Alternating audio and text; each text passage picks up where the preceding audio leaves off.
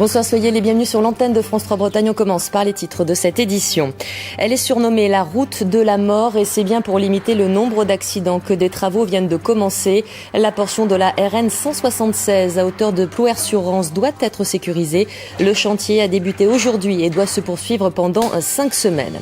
Vous découvrirez qu'un potager dans sa cuisine, c'est devenu tout à fait possible. Le concept a été créé par deux Malouines qui viennent d'ailleurs d'être récompensés pour leur inventivité. Un potager sur roulette et en hauteur, simple et bien pratique.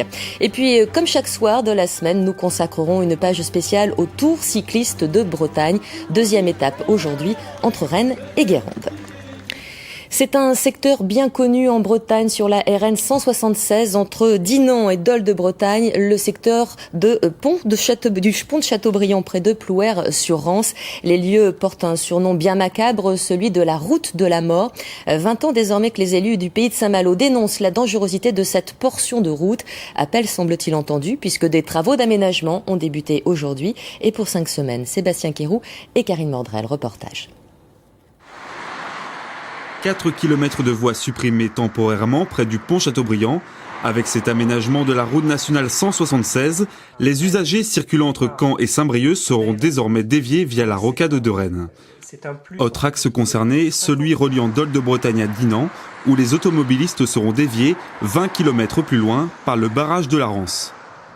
Ce travaux consiste à faire un barriérage métallique central ainsi qu'un élargissement de la voie, afin de rendre plus sûre cette voie où il y a eu beaucoup de chocs frontaux durant ces dernières années. 11 accidents graves, 9 décès et 18 blessés, c'est le terrible bilan de ces 10 dernières années sur cette portion de route. Réclamée depuis une quinzaine d'années par les élus des communes avoisinantes, l'opération d'aménagement a débuté aujourd'hui. Elle a été financée à hauteur de 1,6 million d'euros par l'État et le Conseil général d'Ille-et-Vilaine, un aménagement qui n'en est qu'à sa première étape.